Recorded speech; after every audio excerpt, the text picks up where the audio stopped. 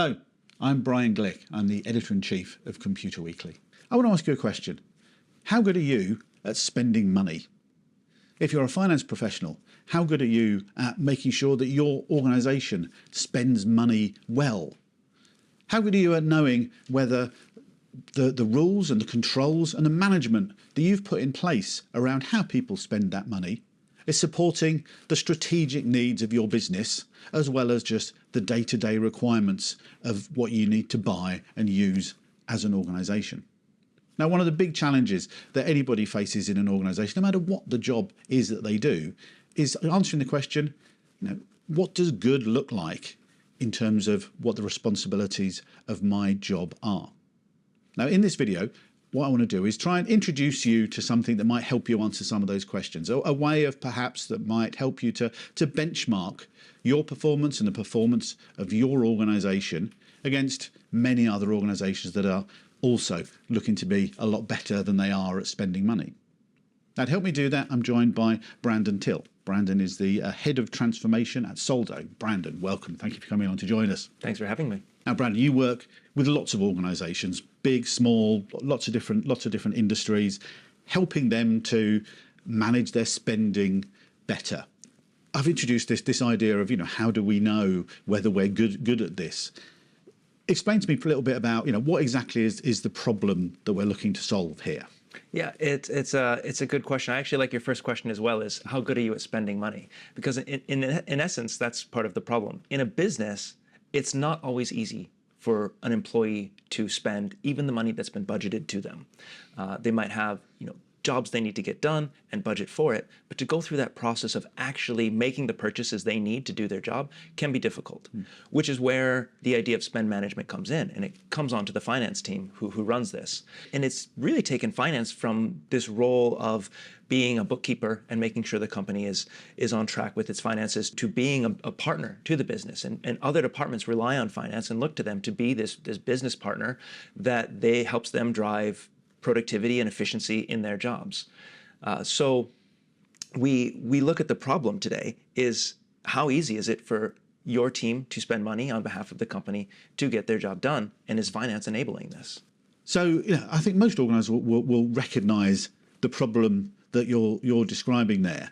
How do you go about benchmarking yourself? How do you go about understanding how well you're doing at different bits of that process of spending? What's the sort of framework that you need to really be able to focus in on where you can improve and where you can become better? Yeah, so we've put together at Soldo a maturity model for companies, because spend management is this category, this type of business that people, they know they have it. Every company has an approach to how they manage spending.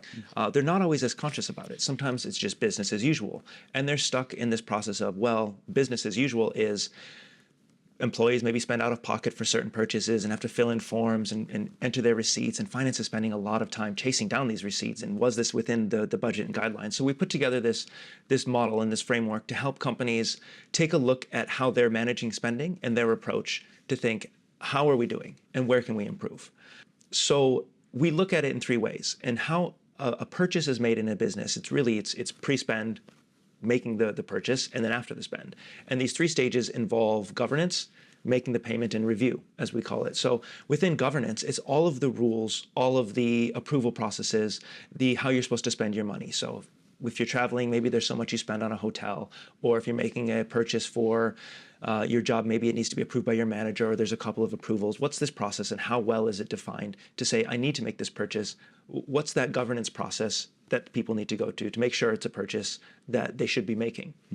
Making the purchase, the payment, phase two, it can be done by a credit card or a company card, done by an invoice or bank transfer. So there's lots of ways that companies make that purchase. That the actual making the purchase seems easy, except for oftentimes employees may not have access to a card, and more purchases going onto card, and making that purchase can actually, personally, it's quite easily, it can be a challenge in a business.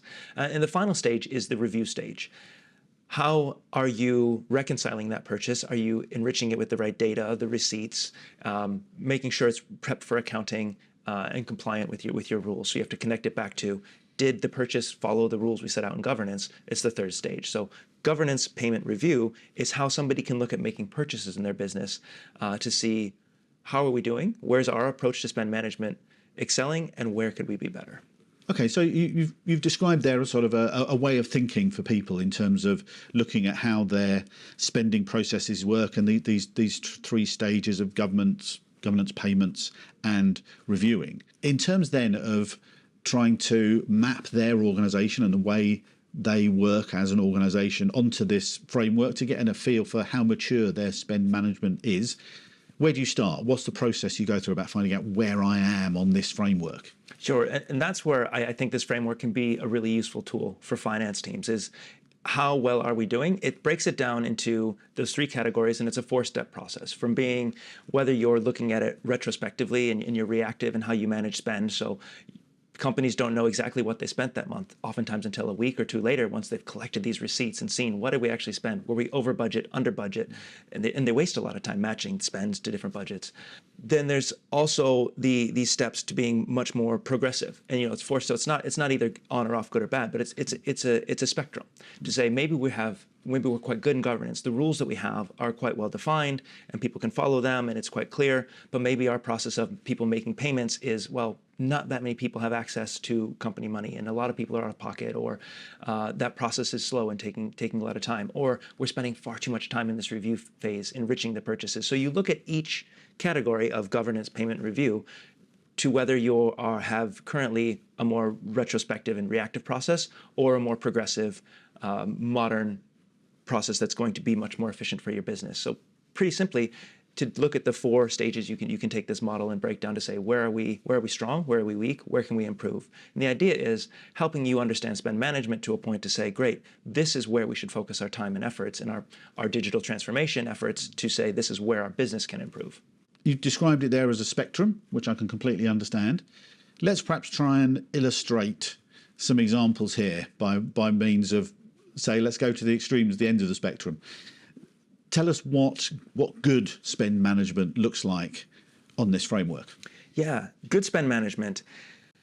So looking at all three and trying to be progressive in each. And as a company moves up the spectrum, what you find is that your workflows become automated. So there's less work for finance, there's less work for employees because all of this stuff happens quite naturally and quite efficiently in the background. Mature and good spend management is integrated across the tools you already have. So it's not about trying to bring in something to replace the processes that might be working in your business, but as much as improving them or giving you new set of features and solutions to be more efficient in how you work. It's also about then bridging some of these stages. So finance has a responsibility to control money of the company. But at the same time, the company has to spend money to grow, to progress. If the money's just sitting there, if they're just controlling it, you lose all agility. So it's that scale of control versus agility for the business. And as you progress down these things, what you find is that you can bridge the gap between governance and payments, and that's where your control can come in. If people can only spend with the rules that have been defined by finance, it lets finance be hands-off in their spend management while still maintaining that control. At the same time, if you connect then the review process to the payment process, that review happens instantly. So you're not spending a lot of time wondering what did we spend. You have that instant visibility. So the goal ultimately in good spend management is bridging the gap so that these three phases become almost one integrated phase where the control and the visibility happen because you've connected all three stages of spending as one process. And that happens on the most mature in terms of good spend management. That's what happens when you've achieved a progressive state of spend management. Yeah. Okay. Yeah, I can see that picture. Let's go then to the other extreme, and of course, nobody who's watching this video at all will be relevant to this question. But what does bad spend management look like in terms of this framework? Yeah, I don't know if I like bad spend management. It's about your approach and what's your approach. And I think that the challenge is we live in a way that this retrospective approach and this manual approach is considered business as usual, and people don't know that there's perhaps a better way to be doing this. I won't call it any names, but I used to work for a company where at the end of the month, myself as an employee would have to fill in expense reports, and it almost was to the point of like, I would almost update my resume more than fill in another expense report. Like it was such a headache and such a pain. And I know at the same time, our finance team is just trying to close the books, and they're chasing hundreds of thousands of people for the same efforts. So how do you find that balance of a process that works for employees and for finance teams? within your spend management. And that's where I think this model can help you identify, again, which areas should you be focusing on to improve. Okay, so we've got an idea of either extreme, if you like, in terms of this framework and the way to go about the way the framework goes about trying to position people.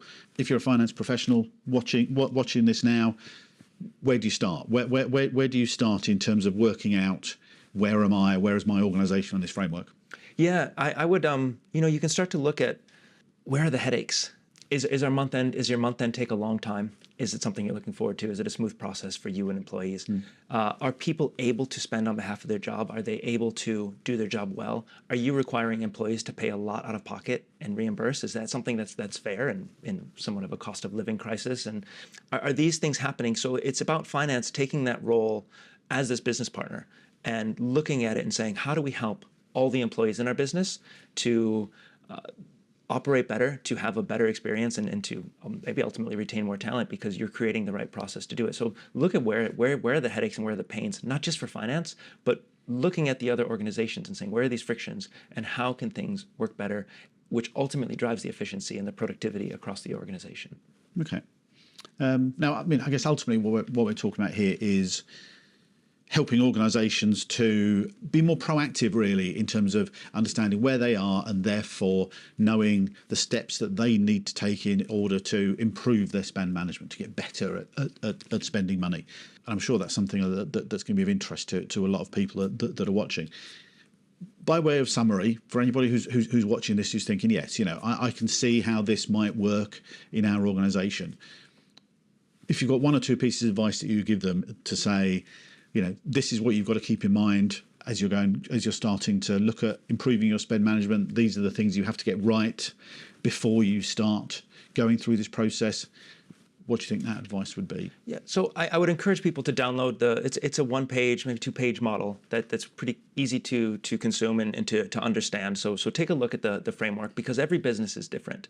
And the shape of their spending, the shape of especially this decentralized spending, and that can be messy and hard to manage, is different for every business. And so just maybe one more story to illustrate how this works. A customer we work with called Urban Bubble here in the UK has a number of projects, construction projects that they're working on at one time. And so they had an approach to spend management, which was good. It allowed employees to spend on behalf of the company, and they could have cards, but it wasn't quite the right fit for all of their needs because they had so many projects going on. They needed to really be able to ring fence funds for each project to understand who is spending, making sure everyone on a certain project had access. So they were able to then divide different budgets per projects that everyone on that project could have access to cards to spend money on behalf of the project. At the same time, finance can instantly see how are people spending. So this was a good example of really progressive spend management, where they are able to see how they're spending in real time with control over each project. And at the same time, because they spent time on the front end programming it and putting it in place, it lets them be a little hands off and let the company operate at full efficiency while finance has the control and the understanding. And I bring it up just because what's the advice is take a look at your business and how do you fit into this? Because not every business has those needs. Other businesses might have a lot of people traveling or might have a lot of unpredictable purchases if you're doing trade shows and things like that. So take a look at where is your spending taking place, and this model can help you get an understanding of where should you focus on improving to start. That's great advice. Brandon Till from Soldo, thank you for coming along and sharing some of your experiences of helping organisations to get better at the way that they spend money. Great. Thanks for having me.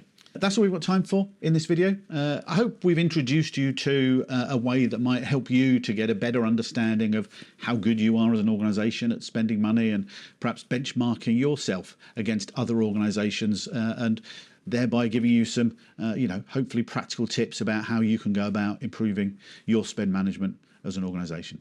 Thanks for watching. Bye-bye.